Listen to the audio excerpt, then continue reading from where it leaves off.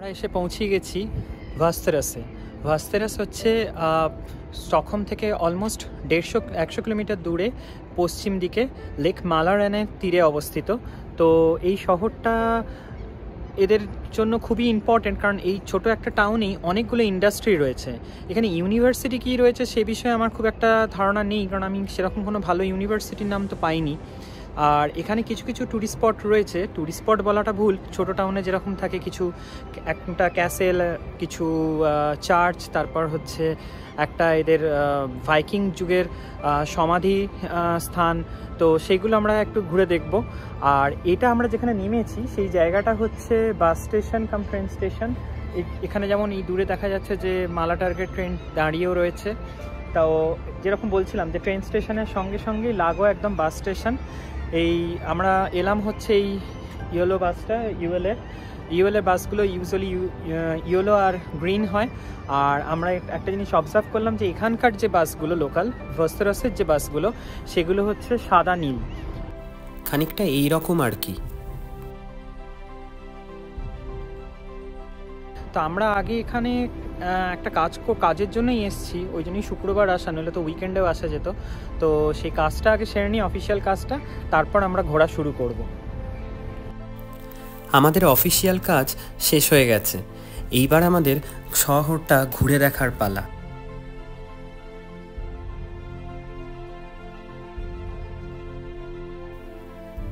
পথের এই দিক নির্দেশিকাগুলো আমায় যেন টানে, মনে হয় সব কটা দিকে ছুটে ছুটে চলে যায়। ছোটবেলা থেকেই নতুন নতুন জায়গা দেখার যে ভূত মাথায় চেপেছিল সেটা এখনও এই বয়সেও সমানভাবে বিদ্যমান।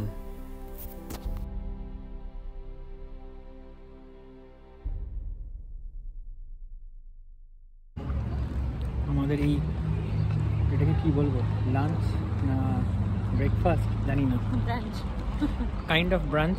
তো সেটা আমরা এখন মোটামুটি পথেই সেরে নিচ্ছি। কালকে আমরা বানিয়ে রেখেছিলাম, সামনে বসে। হ্যাঁ, তো তারপর আমরা আমাদের এখান থেকে সোজা, এখানে দেখা যাচ্ছে কি ক্যামেরা, এটাই চার্চ। তো এই খাওয়া দাওয়া সেরে আমরা এবার চার্চের দিকে হাঁটা লাগাবো, চার্চটা দেখতে।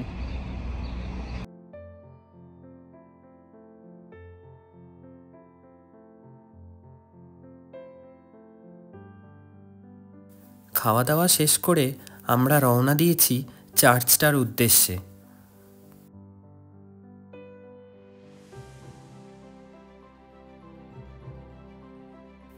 তো সোজা আস্তে আস্তে আমরা উপস্থিত হলাম এই পাঁচ মাথার মোড়ে।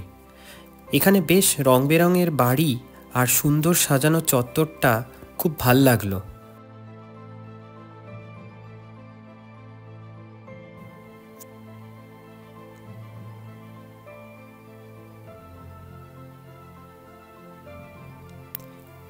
এইখানে সিটি লাইব্রেরিটাও চোখে পড়ল। এই লাল রঙের বিল্ডিংটাই মনে হয় সিটি লাইব্রেরি, কারণ ওখানে বিবলিওথেক লেখা ছিল। আর এই চত্বরটা এত সুন্দর যে আমরা ছবি তোলার লোভ সামলাতে পারলাম না। আমি এর আগে বারবার এটাকে চার্চ বলে উল্লেখ করলেও আসলে কিন্তু এটা ক্যাথিড্রাল। আনুমানিক 1271 খ্রিস্টাব্দে এই ভাস্তেরাস ক্যাথিড্রাল তৈরি হয়েছিল। এটা বানানো হয়েছিল স্ক্যান্ডিনেভিয়ান গথিক স্টাইলে। এর উপরের অংশটা কপার দিয়ে মোড়া। আর যদিও এটা বানানো হয়েছিল 13 সেঞ্চুরিতে, তবে বর্তমান রূপটা নিয়েছে অনেকবার সংস্কারের পরে।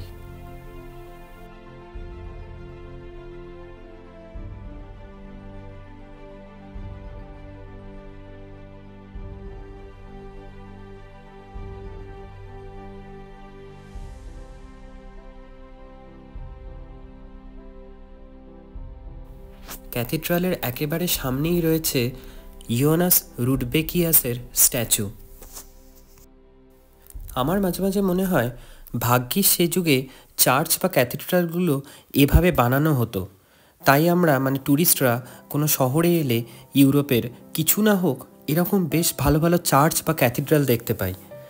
বর্তমান যুগের চার্চগুলো তো নর্মাল বিল্ডিংয়ের মতো।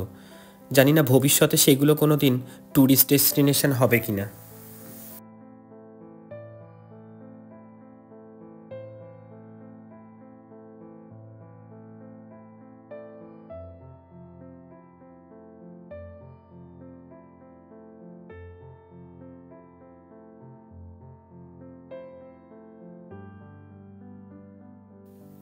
ক্যাথিড্রালের মধ্যে ঢুকে রিসেপশন চত্বরের সৌন্দর্যটা দেখেই বুঝলাম ভেতরটা বেশ সুন্দর হবে।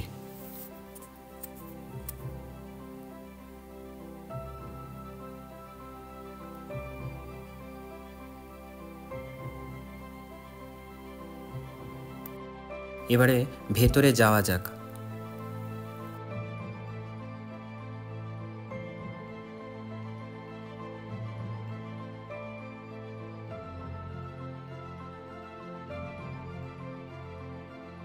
ক্যাথিড্রালের ভেতরের মনোমুগ্ধকর শান্ত পরিবেশ আর গথিক স্টাইলের সাথে সুন্দর করে সাজানো চারপাশটা দেখে এক কথায় অভিভূত হয়ে গেলাম।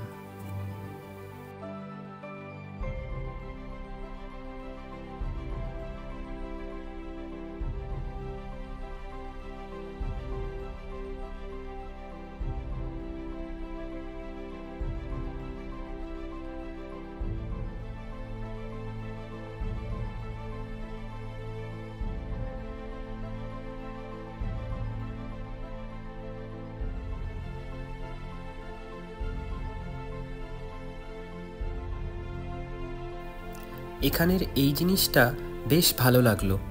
আমি জানি না আমি ঠিক ইন্টারপ্রেট করছি কি না, বাট এটা দেখে আমার মনে হলো এটা যেন একটা বাড়ি যার নিচে ঢোকার দরজা রয়েছে আর বিভিন্ন জানলায় ভগবান যিশুর জীবনের বিভিন্ন ঘটনা যেন দেখতে পাওয়া যাচ্ছে, আর একেবারে ওপর থেকে ভগবান যিশু যেন আশীর্বাদ করছেন আমাদের। বেশ ভালো লাগলো এই কনসেপ্টটা। যে কোনো ধর্মস্থানের এই শান্ত পরিবেশটা আমায় বেশ টানে, যেন মনে হয় ধর্মস্থানের যে প্রকৃত উদ্দেশ্য বিচলিত মনকে শান্ত করা, সেইটা এইরকম প্রার্থনাস্থলেই সম্ভব।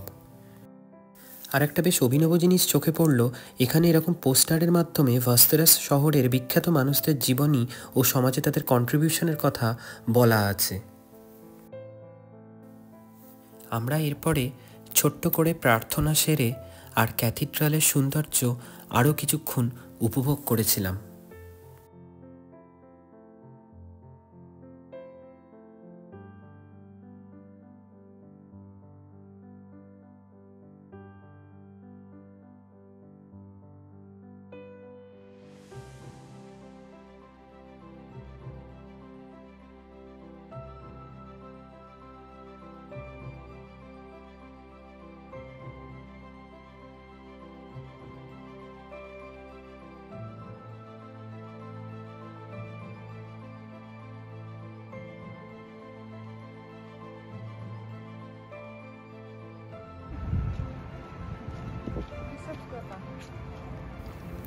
ক্যাথিড্রালের ঠিক পাশেই রাস্তার অপর প্রান্তে রয়েছে সে যুগের বিশপদের থাকার জায়গা বা বাসস্থান।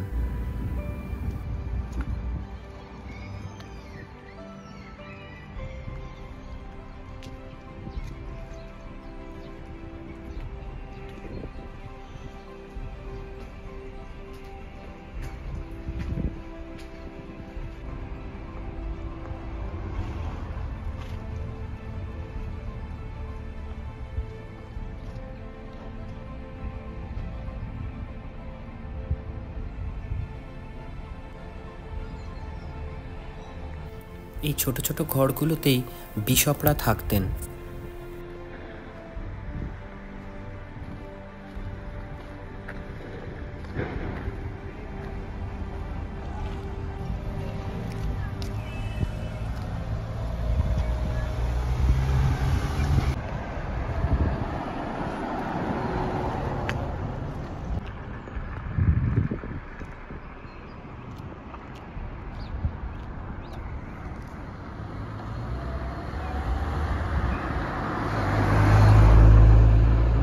চলেছি চার্চ থেকে বেরিয়ে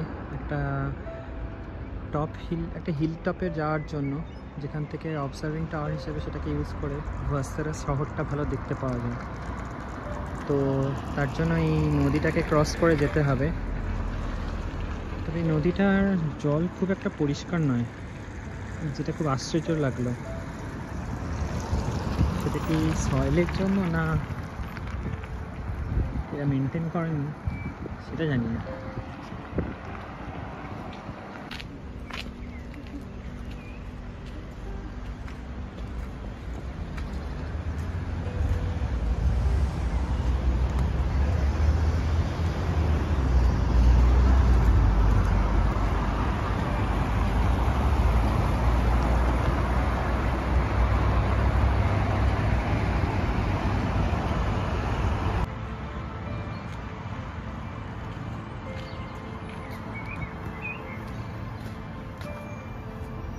হিলটপ বলেছে, হিলটপ না হাতি? এ তো ছোট্ট একটা পাহাড়ও না, টিলা।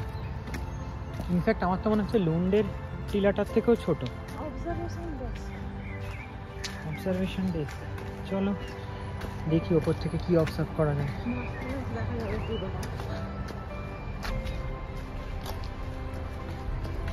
কটা সিঁড়ি সেটা গোনা হলো না।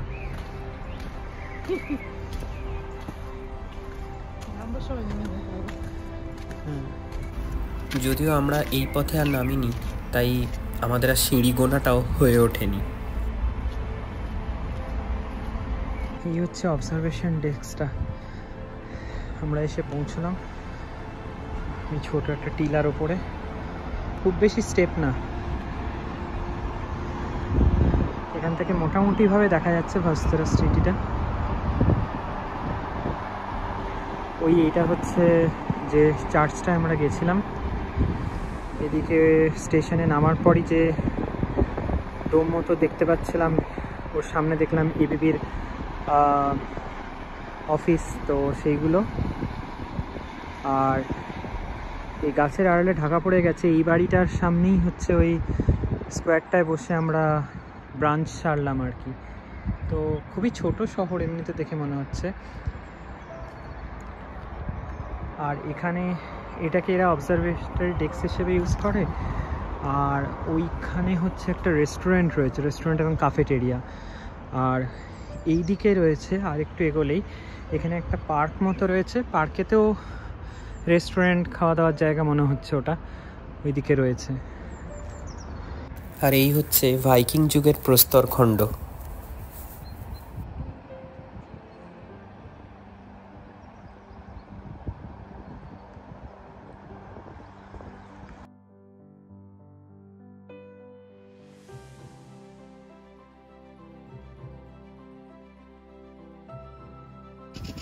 আমরা এবারে একটু পার্কটা ঘুরে দেখছিলাম। আসলে এখানে প্রত্যেকটা পার্ককেই এরা এত সুন্দর করে সাজিয়ে রাখে যে কোথাও এরকম পার্ক দেখলে মনে হয় যাই একটু প্রকৃতির কোলে ঘুরে আসি।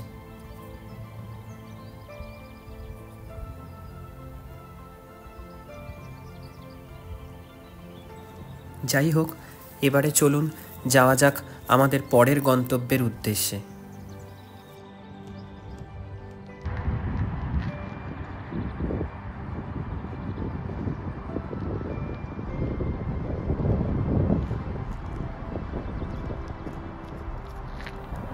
আমরা এসে উপস্থিত হয়েছি ভালভি ওপেন এয়ার মিউজিয়ামের সামনে।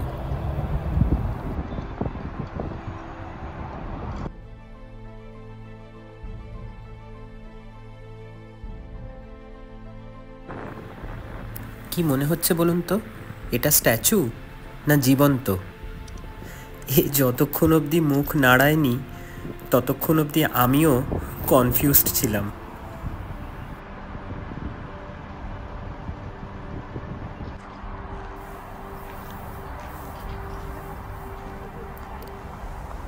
মাঝে মাঝে ক্যামেরাম্যানকে খুব অসুবিধেয় পড়তে হয়।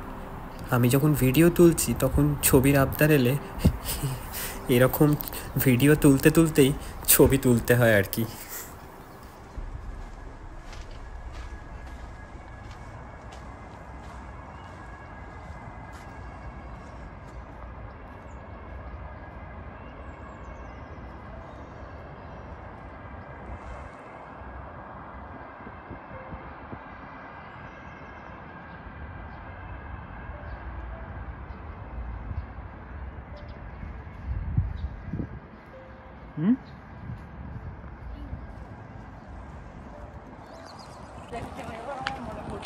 কিসে?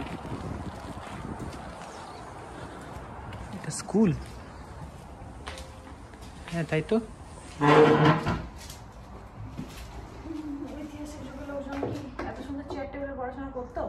সেটা একটা বড় প্রশ্ন বটে, সেটা আমি ঠিক জানি না। তখনকার দিনে চেয়ার টেবিলে পড়াশোনার এটা এসছিল। আমরা এখন এসে উপস্থিত হয়ে গেছি ভালভি ওপেন এয়ার মিউজিয়ামে। এখানে আর কি এরকম ছোট ছোট ঘর আগেকার দিনের মানুষজন কিভাবে থাকতো বা তাদের স্কুল, তাদের খামার বাড়ি, পশুপালন, সমস্ত কিছু নিয়ে পুরো তাদের লাইফটাকে ধরে রাখার চেষ্টা করেছে। তো এটাই সেই মেন স্কোয়ার, যেটার ছবি অলমোস্ট ইন্টারনেটে সব পেজেতেই দেখা যায়। তো আমরা বাকি চত্বরটা একটু ঘুরে দেখব, দেখি কীরকম লাগে। তবে আজকে উইকডেজ বলে মনে হয় খুব ফাঁকা, বেশ ফাঁকা।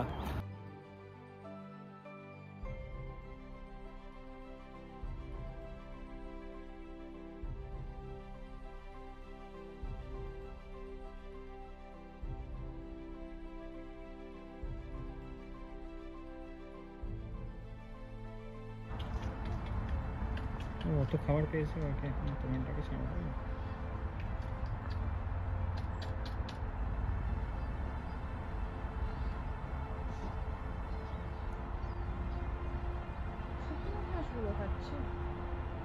জলও কোথাও রাখা আছে নিশ্চয়ই।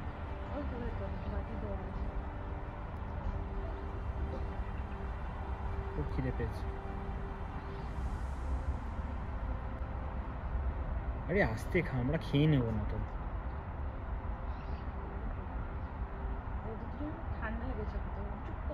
খাওয়া হয়ে গেছে, ঘুমিয়ে পড়েছে। ঢুকিয়ে নিয়েছে গরম করার জন্য, ঘরের মধ্যেও অনেকে রয়েছে।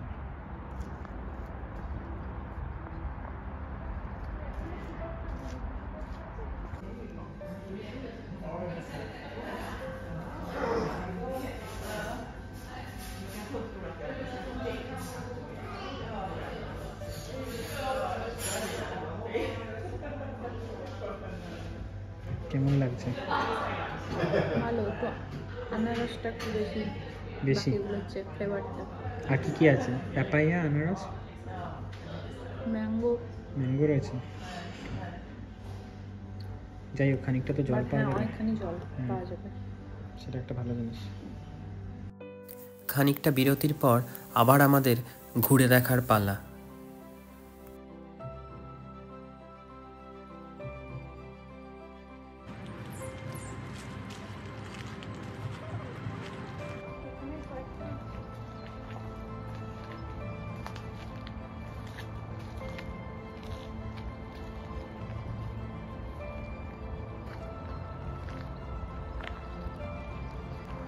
এই বাড়িটা দেখেই যে কি বোঝাতে চাইছে সেটা বুঝতে পারলাম না। তখনকার দিনেও ব্যালকনি হতো, যে সিঁড়ি দিয়ে দোতলায় উঠে ব্যালকনি, বেডরুম, জানি না। চলো ওই সাইডটা গিয়ে দেখা যাক।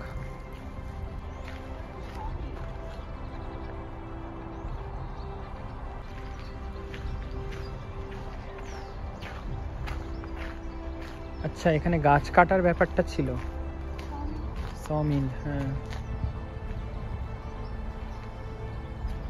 গাছ কেটে ওটাই বোধহয় দেখাচ্ছিল না, যে গাছ কেটে ঘোড়ায় করে টেনে ওরা নিয়ে যেত মাইনিং ভিলেজগুলোতে 1800 সেঞ্চুরিতে।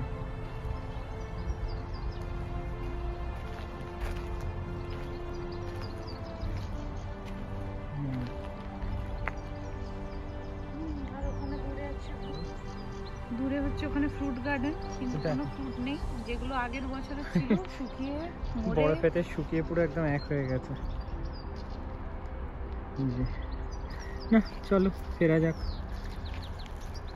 প্রায় 1 বছর বাদে আমরা আবার হাঁস, মুরগি, খরগোশ এসব দেখতে পেলাম। এখানে তো আর এসব দেখতে পাওয়া যায় না। গরুটাও পেলাম না, ছাগলটা পেয়ে গেছি। খামার বাড়িতে এসছো তো, ওরা তো বলছি এটা খামার বাড়ি। তবে একদিক দিয়ে ভালো না, 1800 সেঞ্চুরি বা তার আগেরকার মানুষজন কিভাবে এখানে থাকতো সেগুলোকে যে সংরক্ষণ করে রেখেছে, সেটাও তো একটা দেখার মতো বিষয়। মানে মানুষজন এখনো থাকে না, কিন্তু স্টিল মানে জিনিসপত্রগুলোকে রেখেছে মিউজিয়ামের মতো করে। ওপেন এয়ার মিউজিয়াম থেকে বেরিয়ে নেক্সট স্পটে যাওয়ার সময় রাস্তার ধারে সুন্দর বাড়িগুলো দেখে বেশ ভালো লাগলো।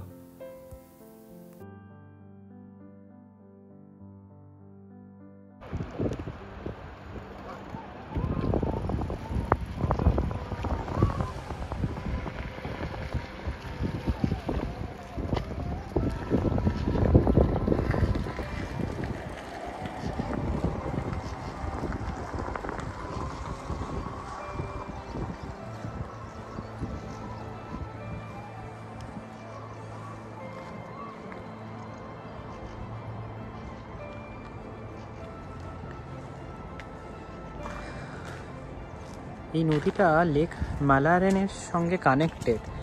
তো আমার সামহাও মনে হচ্ছে এখানে ইন্ডাস্ট্রিয়াল বেল্ট হওয়ার জন্যই কি জলটার রং এরকম, জলটা অতটা পরিষ্কার নয়, ঠিক বুঝতে পারছি না।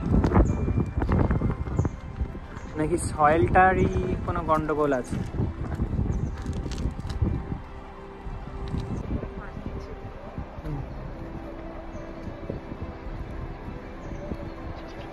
ড্রোন দেখেছি, রিমোট কন্ট্রোল চালিত গাড়ি দেখেছি, আজ রিমোট কন্ট্রোল চালিত বোটও দেখা হয়ে গেল।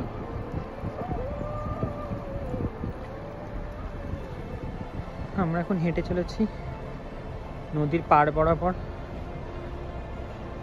আবার ওই ওপেন এয়ার মিউজিয়াম থেকে রওনা দিয়েছি সিটি সেন্ট্রামের দিকে। ওখানে একটা ক্যাসেল আছে, ক্যাসেলটা যদিও বন্ধ হয়ে গেছে এখন, তবে ওই আর কি ওখানে যাবো, একটু খাওয়া দাওয়া করবো,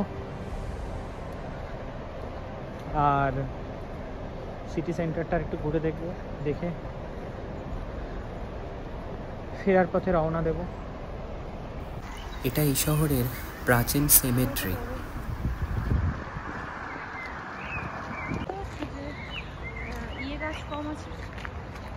ক্রিসমাস ট্রি, হ্যাঁ ক্রিসমাস ট্রি প্রচুর কম।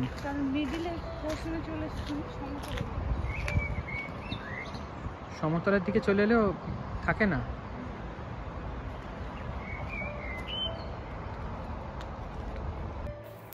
সিটি সেন্টারে যাওয়ার রাস্তাটা আবার ওই চার্চের সামনে দিয়েই ছিল। আর এই আমরা এসে উপস্থিত হয়েছি ভাস্তেরাস সিটির বেল টাওয়ারের সামনে।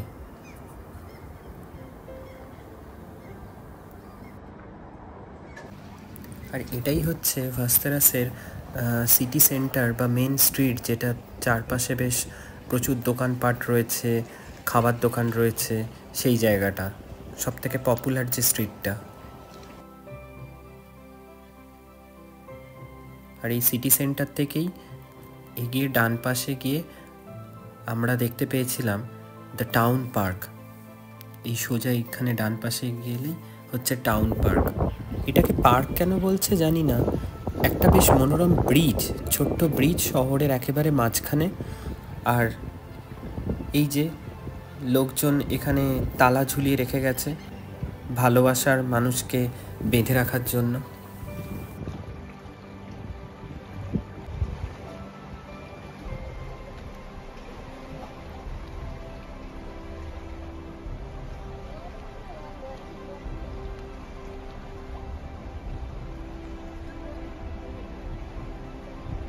আমরাও নিজেদের একটা মুহূর্তকে বেঁধে রাখলাম এখানে।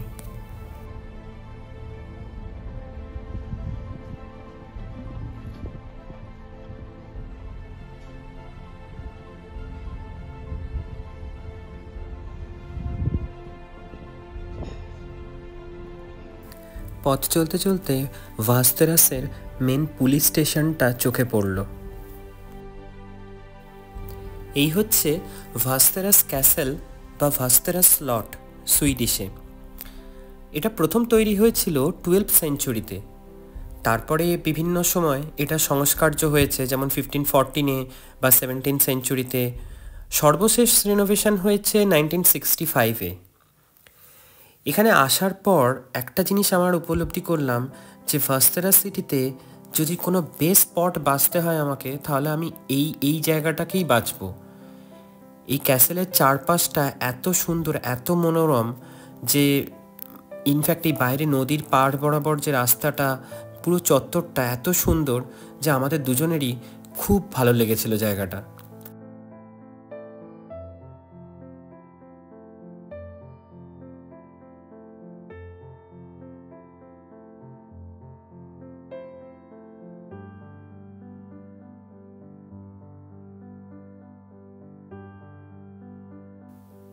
এই হচ্ছে ক্যাসেলের মেন গেট। ক্যাসেলের মধ্যে ঢুকে অবশ্য আমি বেশ আশাহতই হয়েছিলাম। ক্যাসেলের মধ্যে সেরকম আহামরি কিছু লাগলো না। আমি অবশ্য ক্যাসেল বন্ধ হয়ে গেছিলো সেদিনকে, মানে টিকিট কেটে যে ভেতরে ঢোকার ব্যাপারটা সেটা আমরা করতে পারিনি। ভেতরে আর কি আছে আমি ঠিক জানি না, তবে আমার মনে হয় না খুব বেশি কিছু থাকবে। স্টেজ না হয় নাই থাক, সূর্য না হয় নাই বা উঠুক, বসন্তে ফুলের দেখা নাই পাই, রিলের ছোঁয়ায় মুখের হাসি ধরা দেয়।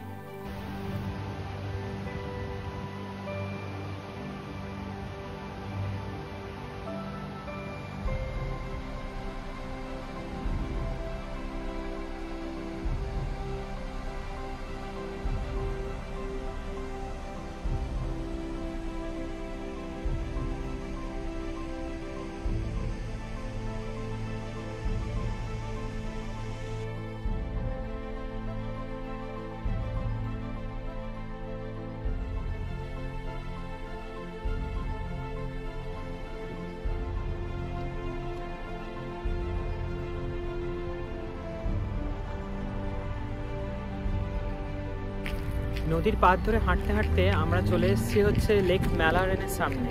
তো এই লেকটা হচ্ছে এই হচ্ছে নদী দেখতে পাওয়া যাচ্ছে, আর এই নদীটা এই গিয়ে মিশছে হচ্ছে লেকটার সঙ্গে। লেকটা হচ্ছে সুইডেনের 3rd লার্জেস্ট লেক, আর এই লেকটার নামকরণ হয়েছিল আনুমানিক 1320 খ্রিস্টাব্দে। তো এই জায়গাটা বিশাল লাগছে দেখে, তো মনে হচ্ছে সমুদ্র। বেসিক্যালি এই লেকটা কিন্তু স্টার্ট হয়েছে সেই স্টকহোম থেকে। আর আরও যদি ডিটেলসে বলা যায়, এটাকে লেক বলে এরা, কিন্তু আমার তো মনে হয় লেক নয়, এটা সমুদ্রেরই পার্ট, কারণ এটা কানেক্টেড রয়েছে আর্কিওপলিগোগুলোর মধ্যে দিয়ে ডাইরেক্টলি কানেক্টেড বাল্টিক সি এর সঙ্গে। তো আমরা এখন এই পাড়ে এসে উপস্থিত হয়েছি, তবে রোদ্দুরটা নেই বলে কালারটাই ফুটছে না। যে কালারটা হয় পুরো ব্লু কালার, সেইটাই ফুটছে না। আমরা ভেবেছিলাম না, ওয়েদার ফোরকাস্টই করেছিল বিকেলবেলা বেশ রোদ হবে, তো আমাদের এক্সপেকটেশন ছিল তাহলে এই সঙ্গম স্থলটা যেখানে নদীটা এসে এরকম লেকের সঙ্গে মিশছে, সেই জায়গাটা আমরা বিকেলবেলা আসি, তাহলে রোদ্দুর পাবো আর জায়গাটা ভালোও লাগবে। ভালো ডেফিনেটলি লাগছে, কিন্তু যতটা এক্সপেকটেশন নিয়ে এসেছিলাম ততটা নয়। একটা অদ্ভুত জিনিস দেখা যাক, যে লেকের জলটা আর একটু বেশি হলেই কিন্তু পাড়ে উঠে চলে আসবে। বোঝা যাচ্ছে ক্যামেরায়, একদম পাড়ের কানায় কানায় রয়েছে, মানে ঢেউ এই যে জল চলে এলো ভেতরে, একটু বেশি হলেই চলে আসবে, ওই পাড়ে মাঝে মাঝে আসছে। ওই দূরে লাইট হাউসটাও দেখা যাচ্ছে,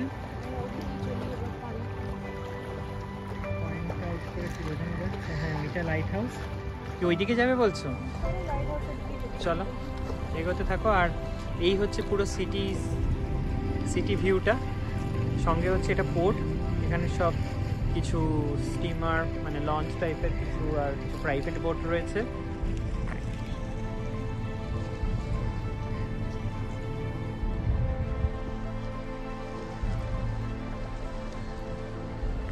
আর ওইদিকে একটা আমার মনে হয় ওইদিকে ইন্ডাস্ট্রি রয়েছে অনেকগুলো। অ্যাকচুয়ালি ভাস্তারাসে বেশ ইন্ডাস্ট্রি রয়েছে, এখানে ইন্ডাস্ট্রিয়ালাইজেশন বেশ হয়েছে। দেশে এগিয়ে গেছে, যাওয়া যাক।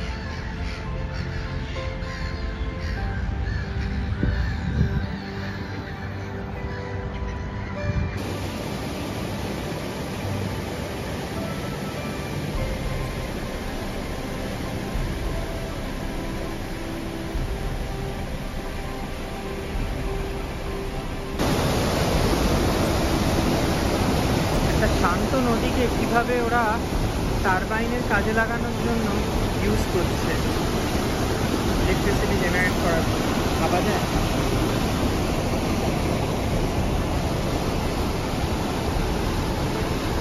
ভাস্তেরাস এলে আমার রেকমেন্ডেশন থাকবে এই ক্যাসেলের চারপাশটায় যত বেশিক্ষণ সময় কাটাতে পারবেন তত ভালো।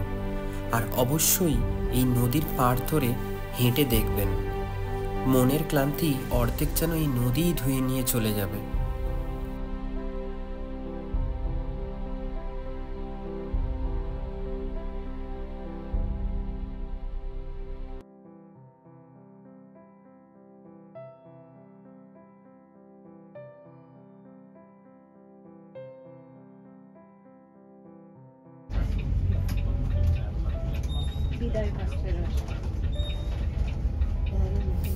এবার আমাদের ফেরার পালা। ফেরার সময় আমরা এক্সপ্রেস বাস পেয়ে গেছিলাম। আমাদের একটু তাড়াও ছিল অবশ্য, স্টকহোমে টাইমে পৌঁছতে হবে, কারণ ওখানে কয়েকজন বন্ধুবান্ধব মিলে রাতের ডিনারটা বাইরে করার প্ল্যান করেছিলাম আমরা।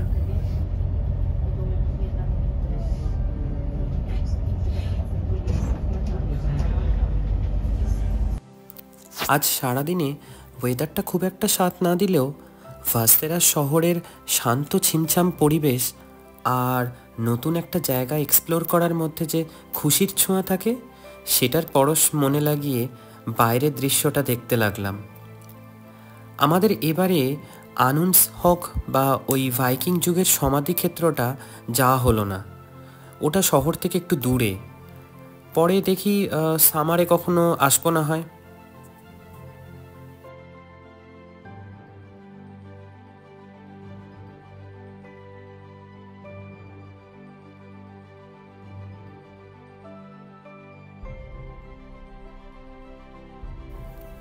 রাস্তার ধারের এই সোলার প্যানেলগুলো দেখে মনে হলো আমাদের সকলেরই ভাবার সময় এসছে এবারে রিনিউয়েবল এনার্জি নিয়ে। পরিবেশকে বাঁচাতেই হবে। সুকান্তের সেই বিখ্যাত কবিতা আমাদেরকে যেন সচেতন করে দিচ্ছে। এই পৃথিবীকে শিশুর বাসযোগ্য করে যাব আমি, নবজাতকের কাছে এ আমার দৃঢ় অঙ্গীকার। রাতের মেনুটা মোটামুটি এরকম ছিল। আর এই হচ্ছে আমাদের বং বন্ধু বান্ধবদের গ্রুপ।